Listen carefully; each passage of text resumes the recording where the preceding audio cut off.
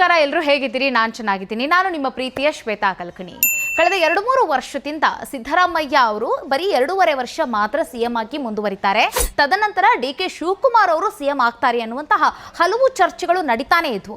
ಇದೀಗ ಇತ್ತೀಚೆಗೆ ಸಿದ್ದರಾಮಯ್ಯ ಅವರು ತಮ್ಮ ಸಿಎಂ ಸ್ಥಾನಕ್ಕೆ ರಾಜೀನಾಮೆಯನ್ನು ಕೊಟ್ಟ ನಂತರ ಡಿ.ಕೆ. ಶಿವಕುಮಾರ್ ಅವರು ಈಗ ಸಿಎಂ ಅಭ್ಯರ್ಥಿಯಾಗಿ ಆಯ್ಕೆಯಾಗಿದ್ದು, ಈಗ ನಾಳೆಗೆ ಅವರು ಪ್ರಮಾಣ ವಚನವನ್ನ ಸ್ವೀಕರಿಸಿ ಸಿಎಂ ಗದ್ದುಗೆನೇ ಏರಲಿದ್ದಾರೆ. ಸೊ ಈ ಸಮಯದಲ್ಲಿ ರಾಜ್ಯದ ಜನತೆಗೆ ಕೇಳುವ ಪ್ರಶ್ನೆ ಇಷ್ಟೇ ನೋಡಿ, ಕಾಂಗ್ರೆಸ್ ವಲಯದಲ್ಲೇ ಭಿನ್ನರಾಗ ಇದೆ. ಡಿ.ಕೆ. ಶಿವಕುಮಾರ್ ಅವರು ಸಿಎಂ ಆಗಬಾರ್ದು, ಸಿದ್ದರಾಮಯ್ಯ ಅವರೇ ಸಿಎಂ ಆಗಿರಬೇಕಾಗಿತ್ತು ಅನ್ನುವಂಥ ಒಂದಷ್ಟು ಕೂಗುಗಳು.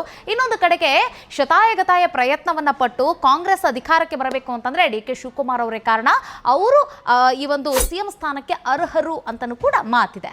ಸೊ ಈಗ ರಾಜ್ಯದ ಜನತೆಗೆ ಕೇಳೋ ಪ್ರಶ್ನೆ ಏನು ಅಂತಂದ್ರೆ, ಡಿ.ಕೆ. ಶಿವಕುಮಾರ್ ಅವರು ಸಿಎಂ ಆಗಿದ್ದು ನಿಮಗೆ ಎಷ್ಟರ ಮಟ್ಟಿಗೆ ಸಮಾಧಾನ ತಂದಿದೆ?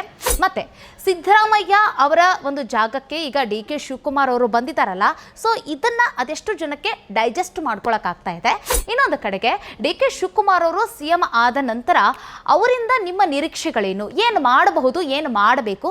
ಉಳಿದ 2 ವರ್ಷದಲ್ಲಿ ರಾಜ್ಯವನ್ನ ಡಿ.ಕೆ. ಶಿವಕುಮಾರ್ ಅವರು ಅದು ಹೆಂಗೆ ಮುನ್ನಡೆಸಬೇಕು, ಇದ್ರ ಬಗ್ಗೆ ನಿಮ್ಮ ಆಸೆ ಆಕಾಂಕ್ಷೆಗಳೇನು ಅನ್ನೋದನ್ನ ಕಾಮೆಂಟ್ ಮಾಡೋದನ್ನ ಮರಿಬೇಡಿ. ನಾನು ಕಾಮೆಂಟ್ ಬಾಕ್ಸ್ನ ಓದ್ತಾ ಇರ್ತೀನಿ. ಸಿಗೋಣ ಮುಂದಿನ ವಿಡಿಯೋದಲ್ಲಿ. ನಮಸ್ಕಾರ.